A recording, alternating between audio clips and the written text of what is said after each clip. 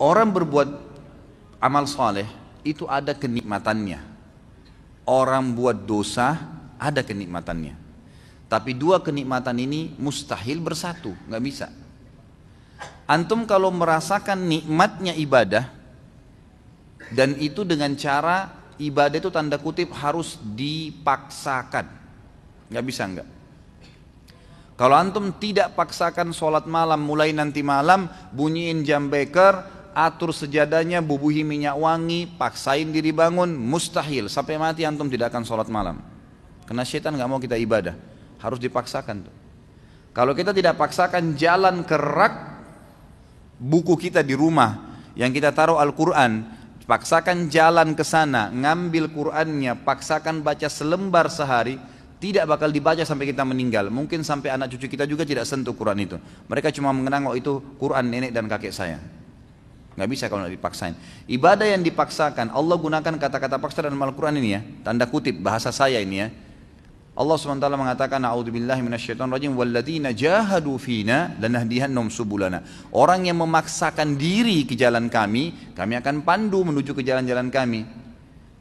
Kalau kita biasakan paksakan diri, sesuatu yang dipaksakan di awalnya itu nanti akan menjadi sebuah kebiasaan. Kalau dia kebaikan maka akan baik tuh. Kita kalau biasakan diri puasa Senin Kamis atau biasakan diri untuk azan langsung ke masjid, coba biarin bergulir tuh. Nanti kalau sudah menjadi sebuah kebiasaan, kita nggak enak lagi kalau nggak kerjain gitu. Karena kenikmatannya sudah muncul. Kalau ada orang yang setiap azan ke masjid, sebulan aja misalnya dijaga sama dia, nanti gak enak tuh, sekali aja terlambat satu rakaat masbuk, apalagi kalau ketinggalan sholat berjamaah, itu luar biasa penyesalannya, seperti sebuah gunung yang berat. Dari ini yang kata Nabi SAW, orang mukmin kalau berbuat dosa kecil, pelanggaran kecil sebenarnya, seperti gunung yang besar di atas punggungnya, berat rasanya, menyesal kenapa ya gitu. Sementara orang munafik kalau berbuat dosa besar, dianggap seperti lalat yang hinggap di hidungnya dan dia usir seperti ini. Kecil bagi dia. Nah kenikmatan ibadah itu akan ada dengan cara antum harus paksain ibadah tuh, nggak bisa. Ikhwani, berhenti membuka peluang buat syaitan, jin dan manusia yang terus membisikkan, nantilah, gampanglah, kamu alim ya, berubah ya, sok alim dan segala macam istilah. Habis sudah masalahnya itu. Saatnya kita hijrah. Sampai kapan kita mau dengar syaitan-syaitan nih semuanya? Jangan sampai nanti ajal mati baru antum menyesal, penyesalan di belakang loh. Kalau antum meninggal dalam kondisi ada sholat yang ketinggalan, luar biasa nyesalnya itu. Kalau kita meninggal dalam kondisi tabungan kita penuh, nggak sempat disodakain, pastikan demi Allah antum akan nyesal. Kenapa dulu saya nggak bangun masjid ya? Kenapa dulu saya nggak begini ya? Kenapa dulu saya nggak begitu ya? Terus itu, gitu kan? Kenikmatan ibadah ada, kenikmatan maksiat juga ada. Kenikmatan maksiat ini, kalau orang maksimal di situ, atau orang maksimal di sini ya. Kalau ada orang ibadah, dia maksimal, betul-betul ditinggalin dosa sama dia. Orang yang pakai jilbab, akhwat kita yang pakai jilbab rapi, dia sudah komitmen jaga itu. Sama tadi dengan misalnya laki-laki kalau jaga sholat di masjid. Luar biasa, dia tidak mau ada orang lain lihat sehelai rambutnya pun kecuali mahramnya. Satu waktu ada orang nyelonong masuk ke rumahnya. Pas nyelonong masuk ke rumahnya, lihat rambutnya. Apa yang terjadi? Pasti ukhti itu menyesal. Luar biasa terbebani. Kenapa nih rambut saya kelihatan? Karena dia sudah merasakan pakai jilbab itu sudah dipaksakan sama dia, tanda kutip, sehingga menjadi sebuah kebiasaan dan sudah ada kenikmatan. Karena dibiasakan jadi ada kenikmatannya, gitu kan? Nah kenikmatan ini, kenikmatan ibadah ini akan menghilangkan kenikmatannya dosa. Lawan tutup aurat, buka aurat. Orang yang sudah biasa tutup aurat, dia rasa nggak enak lagi orang buka aurat. Orang yang biasa sholat, hilang kenikmatan meninggalkan sholat, karena lawannya sholat pahala, ini meninggalkan sholat dosa, gitu kan? Orang yang tarik kepada semua ibadah nih, orang yang biasa gemar bersedekah bantu orang, nanti dia nggak enak, lawannya itu pelit yang akan kita bahas malam ini, itu berat, dia jadi tidak mau tuh, tidak ada kenikmatannya lagi. Dia kalau punya sesuatu, siapa lagi nih yang mau dikasih ini, dikeluarkan, gitu kan? Seperti itu. Dosa dari sisi lain juga punya kenikmatan. Dosa punya kenikmatan.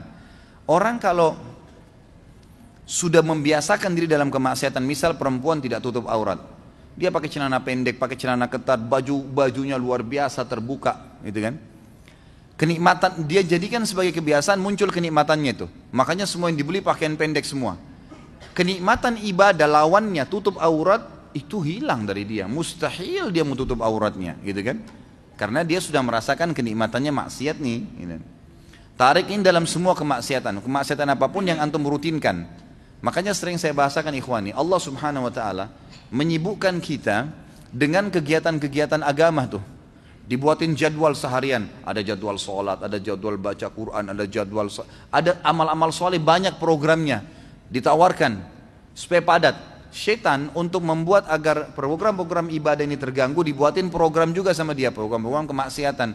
Kalau antum sudah dikena dengan satu dosa, misal nonton gosip jam 8 pagi, contoh, syaitan hiasin tuh supaya jadi indah dan menjadi kebiasaan antum. Setiap jam 8 nggak enak kalau nggak nonton misalnya. Jadi sebuah kenikmatan, ya kan? Maka antum tidak akan mau diganggu jam itu, kegiatan apapun, mau baca Quran, mau mengaji, mau apa, pokoknya harus saya nonton ini, gitu kan? Dibuat kenikmatan. Kalau kenikmatannya sudah muncul, maka kenikmatan ibadah tidak ada. Kalau ada orang maksimal di sini, dia nikmatin ibadahnya, dia tinggalkan benar-benar 100% dosa, itu yang luar biasa. Itu yang kita harapkan. Kalau ada orang yang maksimal juga di dosanya, tidak pernah beribadah, kalau menurut saya dengan kacamata dia ya, saya bicara dengan kacamata orang yang bermaksiat, itu bagus dia. Kenapa dia bagus? Karena dia maksimal menikmatin tuh. Kalau ada orang yang tengah-tengah, nah ini yang paling banyak nih. Mudah-mudahan di sini tidak ada. Di tengah-tengah, dia mau ibadah, tapi juga disisipin untuk maksiat. Orang yang seperti ini ikhwani, tidak merasakan maksimal nikmatnya ibadah. Biar antum mau tutup mata, mau baca ayat 1 jam, tidak khusyuk-khusyuk, karena masih ada dosanya. Kalau berimbang dua-duanya, ini nggak ada kenikmatannya, ini juga nggak ada kenikmatannya. Jadi nggak nikmat ibadah, nggak nikmat maksiat, gitu kan? Kalau ada orang misalnya mabuk, dia anggap bolehlah kumpul-kumpul sama teman, minum.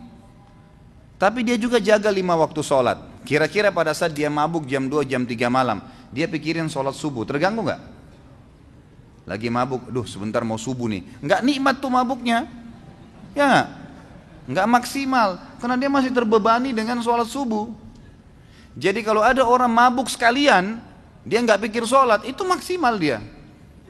Dia nikmatin, tapi ingat ujungnya neraka, bukan saya sarankan ya. Ujungnya neraka nih. Tapi saya coba datangkan ikhwani supaya antum keluar dari poin yang ini nih. Ada orang di sini, jadi dia masih membuka diri untuk kemaksiatan sehingga ibadahnya nggak pernah bisa khusyuk karena dia masih buka pintu ini. Jadi nggak bisa. Di sini nggak nikmat, di sini nggak nikmat. Dia kalau berbuat ibadah, kemudian dia juga masih buat maksiat. Nanti dia pada saat sudah pelihara jenggot, sudah mulai hadir pengajian, sudah mulai jaga sholat, tapi masih pacaran misalnya. Dia jalan, kalau dia jalan dengan pacarnya itu, pasti dia diikuti dengan ketakutan-ketakutan. Takut dilihat, takut nanti ada yang tahu nih teman pengajian, takut begini, nggak maksimal tuh. Coba kalau dia nggak ada beban, memang dasarnya rusak, mau telanjang di jalan, mau pergi kemana-mana sama dia nggak ada beban, nggak peduli, gitu kan? Memang ahli neraka sudah, ya sudah. Dia sudah nggak ada malunya, kata Nabi SAW, kalau kau tidak malu buat apa yang kau inginkan. Nah ini dia rasakan maksimal di situ, tapi ujung-ujungnya konsekuensi ada, dosa dan masuk neraka gitu kan. Jadi antum tidak ada opsi.